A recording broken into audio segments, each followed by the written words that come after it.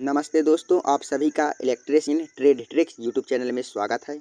आज के वीडियो में हम इलेक्ट्रीशियन फर्स्ट ईयर का चौथा मॉडल पेपर सॉल्व करेंगे। इससे पहले हमने 3 मॉडल पेपर और बनाए हैं। अगर आपने नहीं देखे हैं तो डिस्क्रिप्शन में लिंक है, लिंक पर जाकर आप देख सकते हैं। ज़्यादा देर न करते हुए हम अपने वीडियो को शुरू करते हैं। प्रश्न 1, आइसोमेट्रिक ड्राइंग खालिस्तान को निरूपित करती है। आइसोमेट्रिक ड्राइंग हमारी 3D व्यू को निरूपित करती है, इसलिए ऑप्शन डी हमारा सही होगा। एवं आइसोमेट्रिक ड्राइंग हमारी इस प्रकार दिखती है। आइसोमेट्रिक ड्राइंग में हमारी टॉप व्यू, फ्रंट व्यू एवं साइड व्यू होते हैं। प्रश्न 2, इलेक्ट्रीशियन को जीवित तार पर कार्य करते समय खालिस्तान का उपयोग करना चाहिए। यदि कोई इलेक्ट्रीशियन जीवित तार पर कार्य कर रहा है, जिसे हम लाइव वायर कहते हैं, तो उसे हमेशा दस्तानों का उपयोग करना चाहिए। इसलिए ऑप्शन डी हमारा सही होगा। एवं दस्ताने हमारे इस प्रकार दिखाई देते हैं। प्रश्न 3, कौन सा सुरक्षा चिन्ह यह दर्शाता है कि अमुक चीज को किया जाना चाहिए? तो इसका राइट आंसर होगा दोस्तों अनिवार्य चिन्ह। अनिवार्य चिन्ह यह दर्शाता है कि अमुक चीज को किया जाना चाहिए। एवं अनिवार्य चिन्ह हमारे इस प्रकार होते हैं। अनिवार्य चिन्ह की पृष्ठभूमि नीले रंग की एवं चिन्ह सफ़ेद रंग से बना होता है। इसलिए ऑप्शन बी हमारा सही होगा। प्रश्न 4, इलेक्ट्रीशियन किस प्रकार के पेचकस का उपयोग करते हैं? इलेक्ट्रीशियन जिसे हम विद्युत कार्य कहते हैं, इलेक्ट्रीशियन हमेशा हल्के कार्य पेचकस का उपयोग करते हैं। इसलिए ऑप्शन डी हमारा सही होगा। एवं हल्के कार्य पेचकस इस प्रकार दिखाई देते हैं। प्रश्न 5, कील निकालने के लिए किस प्रकार के हैमर का प्रयोग किया जाता है? किसी भी सतह पर अगर कील लगी है तो उसे निकालने के लिए हमेशा क्ला हैमर का उपयोग किया जाता है। इसलिए ऑप्शन डी हमारा सही होगा। एवं क्ला हैमर हमारा इस प्रकार दिखाई देता है। प्रश्न 6, चोट रहित हैमरिंग के लिए कौन से हथौड़े का प्रयोग करना चाहिए? चोट रहित हैमरिंग के लिए हमेशा मैलेट का प्रयोग करना चाहिए। इसलिए ऑप्शन डी हमारा सही होगा। एवं मैलेट हमारा इस प्रकार दिखाई देता है। प्रश्न 7, भारत में मुख्य एसी आपूर्ति की आवृत्ति है। इसका राइट आंसर है 50 हर्ट्ज। इसलिए ऑप्शन 3 हमारा सही होगा।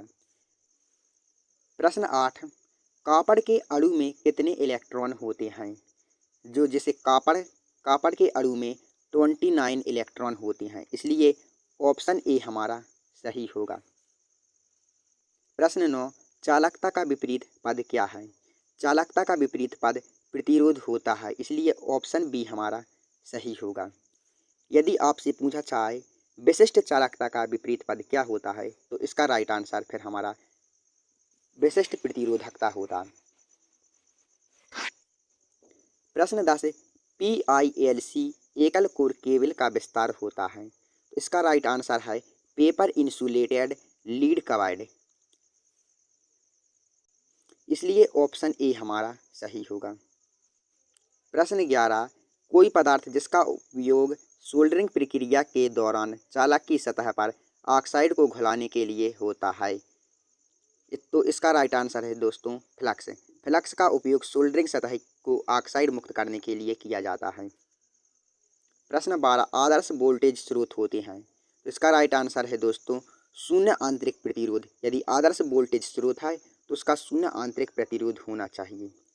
इसके विपरीत अगर आपसे पूछा जाए वोल्ट मीटर का प्रतिरोध कितना होना चाहिए, तो आप कह सकते हैं वोल्ट मीटर का प्रतिरोध अनंत आंतरिक प्रतिरोध होना चाहिए। प्रश्न 13, मानव शरीर में विद्युत प्रतिरोध लगभग खालिस्तान होता है। मानव शरीर का विद्युत प्रतिरोध 1 किलो ओम होता है, जिसे हम 1000 ओम भी कहते हैं। इसलिए ऑप्शन 4 हमारा सही होगा। प्रश्न 14, ट्रांसफार्मर में लोह क्षति खाली स्थान पर एवं कॉपर क्षति खाली स्थान पर निर्भर करती है। तो इसका राइट आंसर है दोस्तों लोह क्षति हमारी वोल्टेज पर एवं कॉपर क्षति हमारी धारा पर निर्भर करती है। इसलिए ऑप्शन ए हमारा सही होगा। प्रश्न 15, अधिकतम क्षमता के दौरान ट्रांसफार्मर की कॉपर क्षति 1000 वाट है, तो लोह क्षति क्या होगी? यदि ट्रांसफार्मर अधिकतम क्षमता के दौरान पूछा जाए तो कॉपर क्षति यदि हमारी 1000 वाट है तो लोह क्षति भी हमारी 1000 वाट ही होगी। इसलिए ऑप्शन 2 हमारा सही होगा। प्रश्न 16, यदि दो ट्रांसफार्मर की वोल्टेज निष्पत्ति भिन्न हो एवं उनका समांतर क्रम में प्रचालन वांछित हो तो ए कार्य ही नहीं करेंगे। इसलिए ऑप्शन 2 हमारा सही होगा। अभी तक दोस्तों आपने हमारे चैनल को सब्सक्राइब नहीं किया है तो प्लीज़ सब्सक्राइब कर दें। प्रश्न 17, लघु वितरण ट्रांसफार्मर में निम्न में से कौन सी सुरक्षा युक्ति प्रयोग की जाती है? तो इसका राइट आंसर है दोस्तों अधिक धारा सुरक्षा, बकुल्ज रिले एवं प्रेशर रिलीज वाल्व। इसलिए ऑप्शन चौथा हमारा सही होगा। प्रश्न 18, निम्न में से कौन सा ट्रांसफार्मर सामान्य शक्ति एवं प्रकाश हेतु तथा विद्युत संयोजन प्रदान करने हेतु प्रयोग किया जाता है? तो इसका राइट आंसर है दोस्तों वितरण ट्रांसफार्मर। इसलिए ऑप्शन डी हमारा सही होगा। प्रश्न 19, ट्रांसफार्मर में ताज़ा सिलिका जेल का रंग खालिस्तान होता है। इसका राइट आंसर है दोस्तों सफ़ेद। यदि ताज़ा सिलिका जेल है तो इसका रंग सफ़ेद होता है जो इस प्रकार दिखता है। यदि सिलिका जेल नमी को शोषित कर ले तो उसका रंग कुछ नीला हो जाता है जो इस प्रकार दिखाई देता है। प्रश्न 20, बकुल्ज रिले का प्रयोग खालिस्तान में किया जाता है।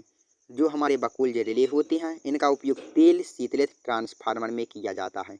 इसलिए ऑप्शन 2 हमारा सही होगा। प्रश्न 21, गीजर के बाह्य ढक्कन व अंतः टैंक के बीच में कौन सा पदार्थ प्रयोग किया जाता है? गीजर के बाह्य ढक्कन एवं अंतः टैंक के बीच में ग्लास बूल नामक पदार्थ का प्रयोग किया जाता है जो ऊष्मा को गीजर से बाहर नहीं जाने देता है।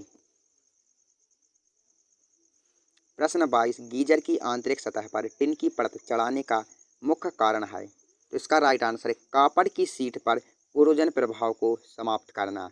इसलिए ऑप्शन 1 हमारा सही होगा। टिन की परत चढ़ाने से कोरोजन प्रभाव तांबे की शीट पर नहीं पड़ता है। प्रश्न 23, गीजर में जल का स्तर उसकी छत से कितने सेंटीमीटर नीचे रखा जाता है? तो इसका राइट आंसर है दोस्तों 10 से 12 सेंटीमीटर। इसलिए ऑप्शन 3 हमारा सही होगा। प्रश्न 24, यंत्र की सुग्राहिता की इकाई क्या है? तो इसका राइट आंसर है दोस्तों ओम प्रति वोल्ट। इसलिए ऑप्शन 1 हमारा सही होगा। प्रश्न 25, अज्ञात में की वोल्टता मापने के लिए निम्न में से किसका प्रयोग सर्वप्रथम किया जाना चाहिए? तो इसका राइट आंसर है दोस्तों 1000 वोल्ट। यदि हम अज्ञात वोल्टेज माप रहे हैं तो सबसे पहले हमें वोल्ट मीटर को अधिकतम वोल्टेज पर सेट करना चाहिए। इसलिए ऑप्शन 4 हमारा सही होगा। प्रश्न 26, परमानेंट मैग्नेट मूविंग कॉइल प्रकार का यंत्र खालिस्तान मीटर के सिद्धांत पर कार्य करता है। तो इसका राइट आंसर है दोस्तों डीसी मोटर। जो परमानेंट मैग्नेट मूविंग कॉइल होता है यह डीसी मोटर के सिद्धांत पर कार्य करता है। इसलिए ऑप्शन डी हमारा सही होगा। प्रश्न 27, मूविंग आयरन यंत्र का विक्षेपण बल खालिस्तान के प्रत्यक्ष समानुपाती होता है। तो इसका राइट आंसर है दोस्तों धारा के। मूविंग आयरन यंत्र का विक्षेपण बल धारा के समानुपाती होता है। इसलिए ऑप्शन ए हमारा सही होगा। इसके विपरीत यदि हमसे पूछा जाए मूविंग कॉइल यंत्र का विक्षेपण बल खालिस्तान के प्रत्यक्ष समानुपाती होता है तो इसका राइट आंसर होता धारा के वर्ग। प्रश्न 28, निम्न में से स्थायी चुंबक के लिए किस पदार्थ को वरीयता दी जाती है? तो इसका राइट आंसर है एल्निको। एल्निको हमारा एल्यूमिनियम, निकल एवं कोबाल्ट का मिश्रण होता है। स्थायी चुंबक बनाने के लिए एल्निको का उपयोग किया जाता है। इसलिए ऑप्शन 2 हमारा सही होगा। प्रश्न 29, अमीटर के परास विस्तार के लिए शंट प्रतिरोधक हेतु किस पदार्थ का प्रयोग किया जाता है? तो इसका राइट आंसर है दोस्तों मैंगनीज। इसलिए ऑप्शन 2 हमारा सही होगा। प्रश्न 30, मापन के लिए निम्नलिखित में से किन उपकरणों को एक समान संयोजित करेंगे? तो इसका राइट आंसर है वोल्टमीटर और फ्रीक्वेंसी मीटर को एक समान संयोजित करेंगे। इसलिए ऑप्शन 2 हमारा सही होगा। प्रश्न 31, निम्न में से किस कार्य को करने के लिए सर्वाधिक प्रदीपन की आवश्यकता पड़ती है? तो इसका राइट आंसर है दोस्तों घड़ियों संबंधी कार्य करने के लिए अधिकतम प्रदीपन की आवश्यकता पड़ती है। इसलिए ऑप्शन 2 हमारा सही होगा। प्रश्न 32, प्रत्यक्ष प्रकाश व्यवस्था में कितने प्रतिशत प्रकाश नीचे पहुंच पाता है? तो इसका राइट आंसर है दोस्तों 90% प्रकाश नीचे पहुंच पाता है जबकि 10% प्रकाश ऊपर की ओर रिफ्लेक्ट हो जाता है। इसलिए इसका राइट आंसर ऑप्शन डी होगा। प्रश्न 33, प्लेट अर्थिंग में प्रयुक्त प्लेट इलेक्ट्रोड का न्यूनतम आकार कितना होना चाहिए? तो इसका राइट आंसर है दोस्तों 60 सेंटीमीटर लंबाई एवं 60 सेंटीमीटर चौड़ाई होनी चाहिए, इसलिए ऑप्शन डी हमारा सही होगा। प्रश्न 34, ISI के अनुसार पाइप अर्थिंग के लिए गैल्वेनाइज्ड आयरन पाइप के अंतः व्यास का न्यूनतम आकार है।